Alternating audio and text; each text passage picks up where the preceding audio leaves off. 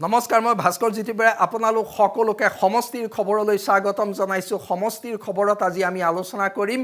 হাজু শুৱালকুছি সমষ্টিলৈ হাজু শুৱালকুছি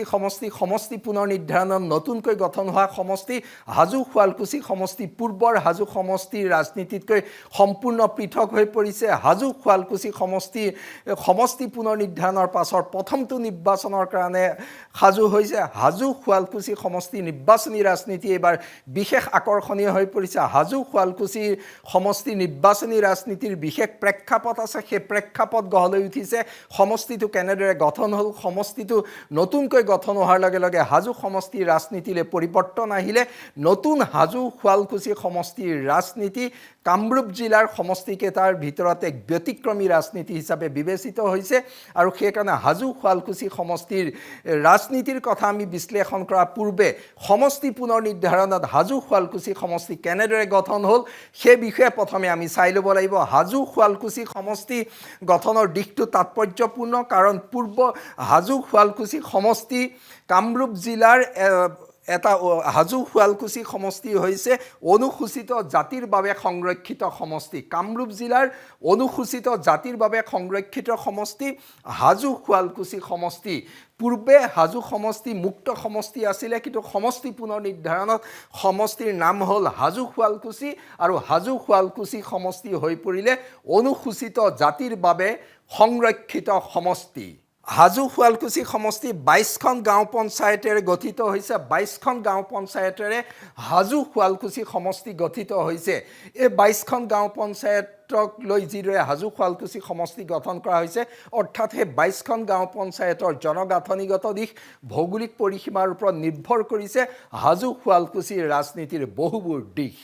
পূৰ্বৰ হাজু সমষ্টিৰ 13খন গাঁও পঞ্চায়ত থাকিল হাজু শুৱালকুছি সমষ্টিত পূৰ্বৰ যি হাজু সমষ্টি আছিলে তাৰ 13খন গাঁও পঞ্চায়ত বৰ্তমান হাজু শুৱালকুছি সমষ্টিত থাকি গ'ল অৰ্থাৎ এই 13খন গাঁও পঞ্চায়ত পূৰ্বতে হাজুত আছিলে এতিয়া হাজু শুৱালকুছি সমষ্টিত থাকি গ'ল সেই 13খন গাঁও পঞ্চায়তৰ ৰাজনীতি বিশেষ তাৎপৰ্যপূৰ্ণ জালুকবাৰীৰ পৰা হাজু শুৱালকুছিত অন্তৰ্ভুক্ত হ'ল 9খন গাঁও পঞ্চায়ত জালুকবাৰী সমষ্টিৰ যি 9খন গাঁও পঞ্চায়ত গ'ল সেয়া পূৰ্বৰ হাজু সমষ্টিৰ ৰাজনীতিতকৈ পৃথক আছিলে জালুকবাৰী সমষ্টিৰ 9খন গাঁও পঞ্চায়তৰ ৰাজনীতি আৰু পূৰ্বৰ হাজু সমষ্টিৰ থাকি যোৱা পঞ্চায়তসমূহৰ ৰাজনীতি এই দুটা সমষ্টিৰ পৰা অহা পঞ্চায়ত লৈ গঠন হোৱা হাজু শুৱালকুছি সমষ্টিৰ ভৌগোলিক পৰিসীমা সেইকাৰণে তাৎপৰ্যপূৰ্ণ ভৌগোলিক পৰিসীমাৰ লগতে ইয়াৰ জনগাঁথনিগত দিশ আৰু স্থানীয় ৰাজনীতিবোৰো পৃথক হৈ পৰিল কাৰণ পূৰ্বৰ জালুকবাৰী সমষ্টিৰ ৰাজনীতি পূৰ্বৰ হাজু সমষ্টিৰ ৰাজনীতিৰ সংমিশ্ৰণ হ'ব এইবাৰ হাজু শুৱালকুছিৰ নিৰ্বাচনত হাজুৰ পৰা থাকি যোৱা পঞ্চায়ত কেইখন হৈছে 1 নং হাজু 2 নং হাজু শনিয়াদি বৰ্ণি কলিতাকুছি কুলহাটী চেঁচা 5 গাঁও দামপুৰ বঙালপাৰা শ্বহীদ খগেন ভৰালী শ্বহীদ নগেন ডেকা খেত্ৰী হাৰদিয়া লাহ কয়াতুল হালুগাঁও বামুণ্ডি জালুকবাৰীৰ পৰা অন্তৰ্ভুক্ত হোৱা পঞ্চায়ত কেইখন হৈছে লাচিতগড় বংশৰ শিঙিমাৰী দদৰা পূব শুৱালকুছি পশ্চিম শুৱালকুছি গন্ধমৌ এয়া জালুকবাৰীৰ পৰা অন্তৰ্ভুক্ত হোৱা মধ্য শুৱালকুছি পচৰীয়া এয়া জালুকবাৰীৰ পৰা অন্তৰ্ভুক্ত হোৱা জালুকবাৰীৰ পৰা যি 7খন গাঁও পঞ্চায়ত অন্তৰ্ভুক্ত হৈছে সেই কেইখনৰ ৰাজনীতি আমি উল্লেখ কৰিছোঁ যে হাজুত থাকি যোৱাবোৰৰ সৈতে একে নহয় অৰ্থাৎ এই 22খন পঞ্চায়তৰ ৰাজনীতিৰ পাৰ্থক্য আছে স্থানীয় পৰ্যায়ত ৰাজনীতিৰ পাৰ্থক্যই গতিলৈ বিশেষকৈ শুৱালকুছি অঞ্চলৰ ৰাজনীতি আৰু পুৰণা হাজু সমষ্টিৰ ৰাজনীতিৰ পাৰ্থক্য আমি এই পঞ্চায়তসমূহত দেখিবলৈ পাম আৰু সেইকাৰণে এইবাৰ হাজু সমষ্টিৰ কথা পাতোতে আমি পূৰ্বৰ হাজু সমষ্টিৰ নিৰ্বাচনৰ পৰা বহু আঁতৰত থাকিব লাগিব কাৰণ পূৰ্বৰ হাজু সমষ্টিৰ নিৰ্বাচন আৰু এইবাৰ হাজু সমষ্টিৰ নিৰ্বাচন সম্পূৰ্ণ পৃথক দিশত হ'ব পূৰ্বৰ হাজুৰ পৰা ওলাই গ'ল 7খন গাঁও পঞ্চায়ত পূৰ্বৰ হাজুৰ পৰা ওলাই গ'ল 7খন গাঁও পঞ্চায়ত এই 7খন গাঁও পঞ্চায়ত ওলাই যোৱা গাঁও পঞ্চায়ত কেইখন কোন সমষ্টিলৈ গ'ল ৰঙিয়ালৈ গ'ল বালিসত্ৰ বিষ্ণুপুৰ ধুহিবালা কয়া বৰপুল্লা বাৰাংহাটী, শ্বহীদ সত্যনাথ, মনাকুচি, বাহানা, হাদালা, কমলপুৰলৈ গ'ল উখুৰা, কেতেকীবাৰী। এইকেইখন পঞ্চায়ত পূৰ্বৰ হাজোৰ পৰা ওলাই গ'ল। অৰ্থাৎ এইকেইখন পঞ্চায়তৰ যি ৰাজনীতি আছিলে সেই ৰাজনীতি 21ৰ নিৰ্বাচনলৈকে আছিলে। এতিয়া আৰু হাজো সমষ্টিত নাই। সেই অঞ্চলসমূহ ৰঙিয়া আৰু কমলপুৰলৈ ওলাই গ'ল। তাৰ লগে লগে হাজো সমষ্টিৰ ৰাজনীতিত এটা ব্যাপক প্ৰভাৱ পৰিল, কাৰণ এক বৃহৎ অঞ্চল ওলাই যোৱাৰ লগে লগে তাৰ স্থানীয় ৰাজনীতি, স্থানীয় ইছ্যুবোৰ বৰ্তমানৰ হাজো শুৱালকুছিত নাই। হাজো শুৱালকুছি সমষ্টিৰ মুঠ ভোটাৰ হৈছে 1,92,742 গৰাকী। 1,92,742 গৰাকী হৈছে হাজো শুৱালকুছি সমষ্টিৰ মুঠ ভোটাৰ। ধৰ্মীয় সংখ্যালঘু ভোটাৰ প্ৰায় 75,000। মন কৰিব যে হাজো শুৱালকুছি সমষ্টিত ধৰ্মীয় সংখ্যালঘুৰ 75,000 ভোট আছে। অৰ্থাৎ হাজো শুৱালকুছি সমষ্টিত ধৰ্মীয় সংখ্যালঘুৱে গুৰুত্বপূৰ্ণ ভূমিকা পালন কৰে। হাজো শুৱালকুছিৰ জনগাঁথনিগত দিশৰ পৰা ধৰ্মীয় সংখ্যালঘুৰ বৃহৎ সংখ্যক ভোট থকাটো নিৰ্বাচনী ৰাজনীতিত বিশেষ তাৎপৰ্যপূৰ্ণ। ধৰ্মীয় সংখ্যালঘুৰ খিলঞ্জীয়া মুছলমান ভোটাৰ 45,000। 45,000 খিলঞ্জীয়া মুছলমান ভোটাৰ আছে হাজো শুৱালকুছি সমষ্টিত। এই খিলঞ্জীয়া মুছলমানে হাজোৰ পুৰণা হাজোতো গুৰুত্বপূৰ্ণ ভূমিকা পালন কৰি আহিছিলে। এইবাৰ হাজো শুৱালকুছি সমষ্টিৰ নিৰ্বাচনতো খিলঞ্জীয়া মুছলমান ভোটাৰ ভূমিকা গুৰুত্বপূৰ্ণ হ'ব। হাজো শুৱালকুছি সমষ্টিত খিলঞ্জীয়া মুছলমান ভোটাৰে এইবাৰ নিৰ্বাচনতো অতি গুৰুত্বপূৰ্ণ ভূমিকা নিশ্চিতকৈ পালন কৰিব, কাৰণ 45,000 ভোট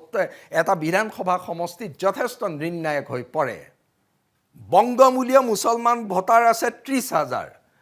সমষ্টিটোত বংগমূলীয় মুছলমান ভোটাৰ 30,000। অভিবাসী বংগমূলীয় মুছলমান ভোটাৰে সমষ্টিটোত নিশ্চিতকৈ প্ৰভাৱ পেলাবৰ, কাৰণ 30,000 ভোট আছে আৰু বংগমূলীয় মুছলমানৰ মাজত ভোটদানৰ হাৰ যথেষ্ট বেছি। 95% পৰা 99% ভোটাধিকাৰ সাব্যস্ত কৰে তেওঁলোকে। সেই দিশৰ পৰা এইবাৰ হাজো শুৱালকুছি সমষ্টিত বংগমূলীয় মুছলমানৰ এই 30,000 ভোটাৰৰ ভিতৰত কমেও যদি 23,000 পৰা 25,000 ভোট হয়, তেতিয়াহ'লে এই ভোটে জয় পৰাজয় নিৰ্ণায়ক ভূমিকা পালন কৰিব পাৰিব। অৰ্থাৎ হাজো শুৱালকুছি সমষ্টিত খিলঞ্জীয়া মুছলমানৰ লগতে অভিবাসী বংগমূলীয় মুছলমানে নিৰ্বাচনৰ ফলাফলত প্ৰভাৱ বিস্তাৰ কৰাটো নিশ্চিত হৈ আছে। আমি এতিয়া চাব খুজিছোঁ যে যেহেতু বৃহৎ সংখ্যক ধৰ্মীয় সংখ্যালঘু ভোটাৰ আছে, ধৰ্মীয় সংখ্যালঘুৰ প্ৰাধান্য থকা পঞ্চায়ত কেইখন কোনকেইখন? ধৰ্মীয় সংখ্যালঘুৰ প্ৰাধান্য থকা পঞ্চায়ত শনিআদি, বৰ্ণি, কলিতাকুচি, দামপুৰ, শ্বহীদ নগেন ডেকা। ইয়াৰ লগতে দদৰা আৰু গন্ধমৌত সংখ্যালঘু ভোটাৰে গুৰুত্বপূৰ্ণ ভূমিকা পালন কৰে। দদৰা আৰু গন্ধমৌত সংখ্যালঘু ভোটাৰে আন কেইখন পঞ্চায়তৰ সমান ব্যাপক সংখ্যক ভোট নাই, কিন্তু দদৰা আৰু তাৰ তুলনাত কম সংখ্যক ভোট থাকিলেও পূৰ্বৰ জালুকবাৰীৰ পৰা যোৱা দদৰা আৰু গন্ধমৌতো সংখ্যালঘু ভোটাৰ যথেষ্ট সংখ্যক আছে। এতিয়া প্ৰশ্নটো আহি পৰিছে যে এইবাৰৰ নিৰ্বাচনত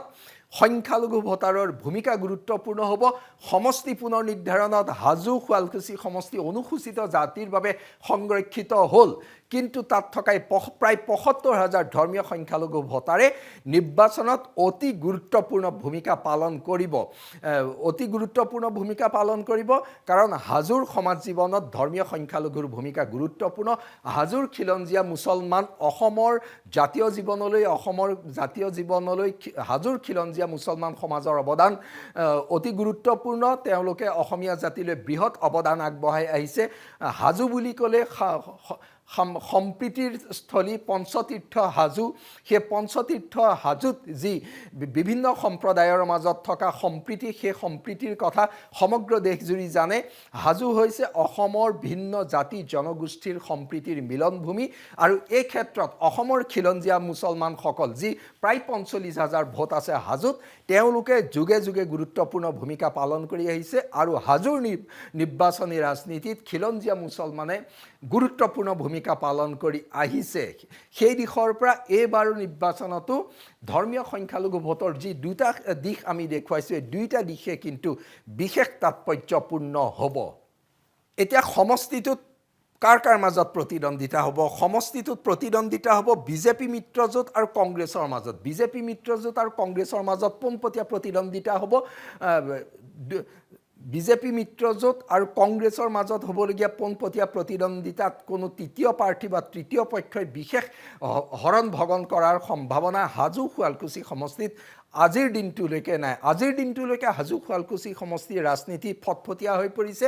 বিজেপি মিত্ৰজোঁট বনাম কংগ্ৰেছৰ মাজত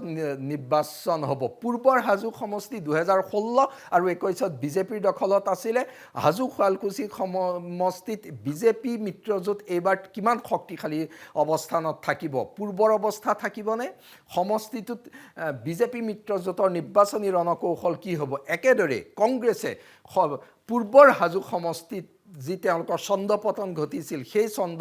নতুন হাজো শুৱালকুছি সমষ্টিত ঘূৰাই আনিব পাৰিবনে সেয়াও লক্ষণীয় হ'ব এতিয়া প্ৰশ্ন আহি পৰিছে যে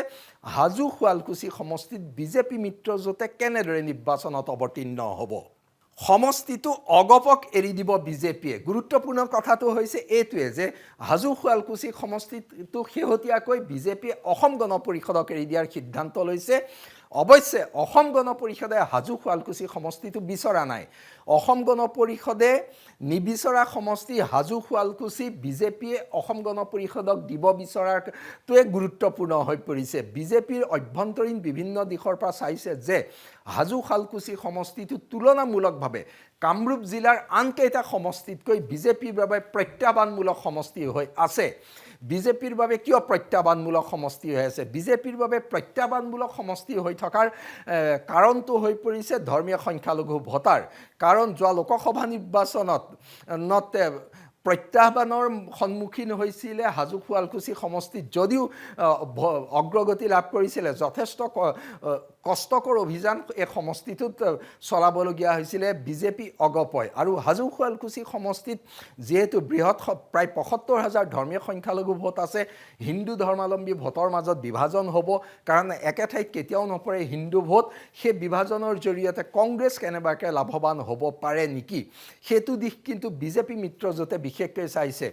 আৰু হাজো পূৰ্বৰ হাজো সমষ্টি বুলি ক'লে অসম গণ পৰিষদৰ ঐতিহ্য আছে পূৰ্বৰ হাজো বুলি ক'লে অসম আন্দোলনৰ ঐতিহ্য জড়িত হৈ আছে অসমৰ অস্তিত্ব ৰক্ষা আন্দোলনৰ এক গৌৰৱময় অধ্যায় হাজোৰ লগত জড়িত হৈ আছে হাজোৰ সমাজ জীৱনে হাজোৰ সমাজে বিদেশী বহিষ্কাৰ আন্দোলনত গুৰুত্বপূৰ্ণভাৱে অংশগ্ৰহণ কৰিছিলে তেওঁলোক জাতীয়তাবাদী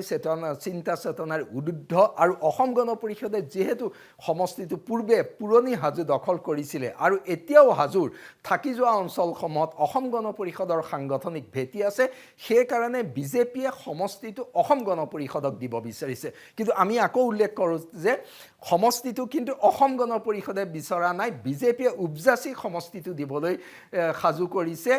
বিজেপিয়ে দিবলৈ ইচ্ছা কৰাৰ পাছত সমষ্টিটো অসম গণ পৰিষদে লোৱাটো প্ৰায় নিশ্চিত হৈ পৰিছে এতিয়া প্ৰশ্ন আহি পৰিছে যে অসম গণ পৰিষদৰ প্ৰাৰ্থী হ'ব কোন অসম গণ পৰিষদৰ প্ৰাৰ্থী হ'ব প্ৰকাশ দাস বৰ্তমান বিজেপি নেতা প্ৰকাশ দাস প্ৰায় ২৬টা বছৰ সদৌ অসম ছাত্ৰ সন্থাত আছিলে প্ৰকাশ দাস আছুৰ জ্যেষ্ঠ নেতা আছিলে সুদীৰ্ঘকাল আছুৰ জৰিয়তে তেওঁ জাতীয়তাবাদী আঞ্চলিকতাবাদী ছাত্ৰ ৰাজনীতি কৰি আহিছে জাতীয়তাবাদী ছাত্ৰ ৰাজনীতি কৰা প্ৰকাশ দাস আজিৰ পৰা ২ বছৰ পূৰ্বে বিজেপিত যোগদান কৰিছিলে আৰু বিজেপিত যোগদান কৰা প্ৰকাশ দাসক এতিয়া বিজেপিয়ে অসম গণ পৰিষদলৈ পঠিয়াব বিচাৰিছে অসম গণ পৰিষদৰ পৰা প্ৰকাশ দাসক বিজেপি মিত্ৰজোঁটৰ প্ৰাৰ্থী কৰিব বিচাৰিছে অসম গণ পৰিষদৰ প্ৰাৰ্থী কৰিব বিচাৰিছে হাজো সমষ্টিৰ বিজেপি মিত্ৰজোঁটৰ এই মুহূৰ্তলৈকে শেহতীয়া খবৰটো হৈছে প্ৰকাশ দাস অসম গণ পৰিষদৰ প্ৰাৰ্থী হোৱাৰ প্ৰায় নিশ্চিত সম্ভাৱনা আছে এতিয়া প্ৰকাশ দাসৰ যেহেতু আমি প্ৰকাশ দাস অগপ প্ৰাৰ্থী হ'ব কংগ্ৰেছৰ প্ৰাৰ্থী হ'ব নন্দিতা দাস কংগ্ৰেছৰ প্ৰাৰ্থী নন্দিতা দাস পূৰ্বে বকো সমষ্টিৰ 2টা কাৰ্যকালৰ বিধায়িকা আছিলে নন্দিতা দাস বকো সমষ্টি পুনৰ নিৰ্ধাৰণত বকো সমষ্টি বকো ছয়গাঁও সমষ্টি হ'ল আৰু অনুসূচিত জনজাতিৰ বাবে সংৰক্ষিত হ'ল অনুসূচিত জনজাতিৰ বাবে সংৰক্ষিত হোৱাৰ পাছত নন্দিতা দাস আহিল হাজো সমষ্টিলৈ হাজো সমষ্টিৰ লগত তেওঁ পৰিয়ালৰ সম্পৰ্ক আছে তেওঁ ঘৰুৱা সমষ্টি হাজো সমষ্টি আছিলে পৰিয়ালৰ সম্পৰ্কৰ বাবে হাজোৰ ৰাজনীতি তেওঁৰ বাবে তুলনামূলকভাৱে সুচল ৰাজনীতি আৰু অনুসূচিত জাতিৰ বাবে সংৰক্ষিত হোৱাত নন্দিতা দাস আহিলে হাজো শুৱালকুছি সমষ্টিলৈ নন্দিতা দাস আৰু অসম গণ পৰিষদ অৰ্থাৎ বিজেপি মিত্ৰজোঁট আৰু অসম গণ পৰিষদৰ মাজত পোনপটীয়া প্ৰতিদ্বন্দ্বিতা হ'ব সমষ্টিটোত এটা প্ৰশ্ন আহি পৰিছে যে অগপ শক্তিশালী নে কংগ্ৰেছ শক্তিশালী সমষ্টিটোত যেহেতু বিজেপি মিত্ৰজোঁট সমষ্টিটোত শক্তিশালী বিজেপি শক্তিশালী তিনিখন পঞ্চায়তক বাদ দি আন সকলো পঞ্চায়ত বিজেপিৰ দখলত আছে বিজেপি সমষ্টিটোত শক্তিশালী বিজেপিৰ গণভিত্তি শক্তিশালী আৰু বিজেপিৰ গণভিত্তি শক্তিশালী আছে কিন্তু যেহেতু সমষ্টিটো অসম গণ পৰিষদক এৰি দিব বিচাৰিছে অসম গণ পৰিষদৰ নিজৰ সাংগঠনিক ভেটিৰ লগতে বিজেপিৰ গণভিত্তিৰ সহযোগত তেওঁলোকে নিৰ্বাচনত অৱতীৰ্ণ হ'ব লাগিব এই ক্ষেত্ৰত গুৰুত্বপূৰ্ণ হৈ পৰিব বিজেপি অগপই কি নিৰ্বাচনী ৰণকৌশলেৰে কংগ্ৰেছৰ বিৰুদ্ধে প্ৰত্যাহ্বান সৃষ্টি কৰিবলৈ বিচাৰে কাৰণ কংগ্ৰেছৰ বিৰুদ্ধে প্ৰত্যাহ্বান সৃষ্টি কৰাৰ বাবে অসম গণ পৰিষদে নিশ্চিতকৈ বিজেপিৰ ওপৰত নিৰ্ভৰ কৰিব লাগিব তাৰ সমান্তৰালভাৱে আমি যদি চাওঁ সমষ্টিটোত কংগ্ৰেছ কি অৱস্থাত আছে সমষ্টিটোত কংগ্ৰেছ অতি দুৰ্বল অৱস্থাত বুলি ক'ব পৰা নাযায় কাৰণ লোকসভা নিৰ্বাচনতো সমষ্টিটোত কংগ্ৰেছে ভাল ভোট লাভ কৰিছিলে আৰু এইবাৰো যদিও নন্দিতা দাস বকোৰ পৰা আহিলে তেওঁ ঘৰুৱা সম্পৰ্ক যেহেতু হাজোৰ লগত আছিলে নন্দিতা দাসৰ বাবে হাজো শুৱালকুছি সমষ্টি অচিনাকি নহয় কংগ্ৰেছৰ পৰম্পৰাগত ভোট আছে হাজো সমষ্টিত পূৰ্বৰ হাজো সমষ্টিৰ অঞ্চলসমূহত সেই দিশৰ পৰা ধৰ্মীয় সংখ্যালঘুৰ ভোটাৰক আকৰ্ষণ কৰাৰ চেষ্টা কৰিব আৰু সকলো দিশৰ পৰা কংগ্ৰেছে সমষ্টিটোত বিজেপিক শক্তিশালী প্ৰতিদ্বন্দ্বিতা আগবঢ়াবলৈ সাজু হোৱাৰ চেষ্টা কৰিছে এতিয়া আমি যেহেতু কৈছিলোঁ যে অগপৰ ভেটি কিমান শক্তিশালী অগপৰ ভেটিৰ লগত আমি অসম গণ পৰিষদৰ পূৰ্বৰ ভেটি কথা আছে অসম আন্দোলনৰ কথা আছে অসমৰ জাতীয়তাবাদী ৰাজনীতিৰ কথা আছে অসমৰ সমাজ জীৱনৰ গণতান্ত্ৰিক ধৰ্মনিৰপেক্ষ গাঁথনিৰ দিশটো গুৰুত্বপূৰ্ণ কাৰণ হাজো মানে ধৰ্মনিৰপেক্ষ গণতান্ত্ৰিক সমাজৰ এক উজ্জ্বল দৃষ্টান্ত সেই দিশৰ পৰা অসম গণ পৰিষদৰ পৰম্পৰাগত ভেটি আছে তাত বিজেপিৰ সহযোগত তেওঁলোকে শক্তিশালী প্ৰতিদ্বন্দ্বিতা আগবঢ়াব পাৰিব কংগ্ৰেছৰ ভেটিৰ কথা কৈছোঁ কংগ্ৰেছৰ এই মুহূৰ্তত এই ভেটিত নতুন দিশৰ যদি সূচনা কৰিব পাৰে তেতিয়াহ'লে বিজেপি মিত্ৰজোঁটক তেওঁলোকে শক্তিশালী প্ৰতিদ্বন্দ্বিতা আগবঢ়াব পাৰিব কিন্তু কংগ্ৰেছে কিমান শক্তিশালীভাৱে কিমান নতুন কৌশলেৰে যুঁজিব পাৰে সেয়া হ'ব বিশেষ মন কৰিবলগীয়া হাজো সমষ্টিৰ মূল নিৰ্বাচনী ইছ্যু কি হ'ব হাজো সমষ্টিৰ আজিৰ দিনটোত দেখা গৈছে যে মূল নিৰ্বাচনী ইছ্যু হৈছে উন্নয়ন হাজো সমষ্টিৰ উন্নয়নে প্ৰধান নিৰ্বাচনী ইছ্যু হ'ব যোৱা 10টা বছৰত বিজেপিৰ দিনত কিমান উন্নয়ন হৈছে 5 বছৰত ডক্টৰ হিমন্ত বিশ্ব শৰ্মা চৰকাৰৰ দিনত কিমান উন্নয়ন হৈছে হাজো সমষ্টিৰ সামগ্ৰিক উন্নয়নৰ লগতে হাজোৰ আন্তঃগাঁথনি নিৰ্মাণ পৰ্যটন ক্ষেত্ৰ হিচাপে হাজোক আগবঢ়াই নিয়াৰ ব্যৱস্থা হাজো সমষ্টিৰ পঞ্চায়তে ৱাৰ্ডে কি উন্নয়ন হৈছে সমষ্টি ভিত্তিক মূল উন্নয়নৰ আধাৰৰ লগতে স্থানীয় অঞ্চল ভিত্তিক বুথ পৰ্যায়ৰ উন্নয়নৰ বিষয়বোৰ হ'ব গুৰুত্বপূৰ্ণ তাৰ লগতে সমষ্টি ভিত্তিক উন্নয়নৰ লগতে ৰাজ্যৰ সামগ্ৰিক উন্নয়নৰ প্ৰসংগই হাজো সমষ্টিৰ ভোটাৰক বিশেষ স্পৰ্শ কৰি গৈছে যেন আমি পোৱা খবৰত দেখিবলৈ পোৱা গৈছে মথৰৰ ওপৰত উন্নয়নৰ খতিয়ান দিব বিজেপি মিত্ৰজোঁটৰ প্ৰাৰ্থী অগপৰ প্ৰাৰ্থীয়ে আৰু কংগ্ৰেছে তেওঁলোকৰ প্ৰতিশ্ৰুতি দিব লাগিব আৰু ভোটাৰে পূৰ্বৰ কংগ্ৰেছ চৰকাৰ আৰু বৰ্তমানৰ বিজেপি চৰকাৰৰ কাম কাজৰ তুলনাও কৰিব সেই সকলো দিশৰ পৰা হাজো শুৱালকুছি সমষ্টিত উন্নয়ন প্ৰধান ইছ্যু হাজোৰ স্থানীয় ইছ্যু হ'ব গুৰুত্বপূৰ্ণ হাজোৰ আন সমষ্টিৰ দৰে হাজো সমষ্টিৰ বহু স্থানীয় ইছ্যু আছে পঞ্চায়তে গাঁৱে কিছু ইছ্যু থাকে বুথ পৰ্যায়তো ইছ্যু থাকে এই স্থানীয় পৰ্যায়ৰ ইছ্যুসমূহে হাজো সমষ্টিৰ ভোটত গুৰুত্বপূৰ্ণ ভূমিকা পালন কৰিব কাৰণ এটা বুথৰ ইছ্যু কাষৰ বুথৰ লগত নিমিলে এই ইছ্যুবোৰে নিৰ্বাচনত আনকি জয় পৰাজয়লৈকে লৈ যাব পাৰে কম ভোটত জয় পৰাজয়ো এটা বুথ পৰ্যায়তে কেতিয়াবা হৈ যায় হাজো সমষ্টিত দেখা গৈছে যে এখন পঞ্চায়তৰ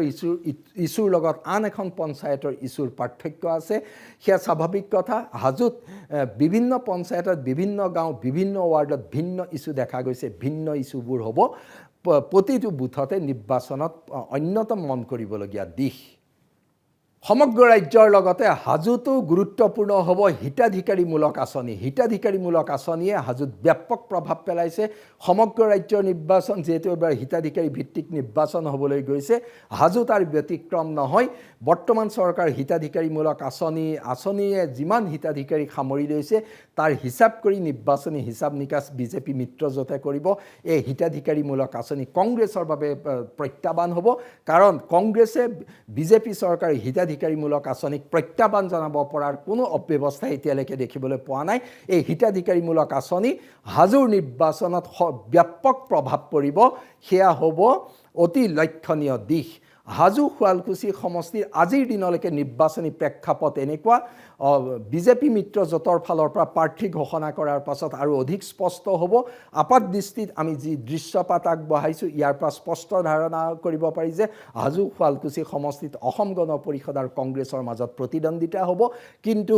সেই প্ৰতিদ্বন্দ্বিতা কিমান তীব্ৰতৰ হয় সেয়া নিৰ্বাচনৰ দিন ওচৰ চাপি অহাৰ লগে লগে আৰু অধিক স্পষ্ট হ'ব কিন্তু আজিৰ দিনটোত মূলতঃ হাজো শুৱালকুছি সমষ্টিৰ নিৰ্বাচনী প্ৰেক্ষাপট এয়াই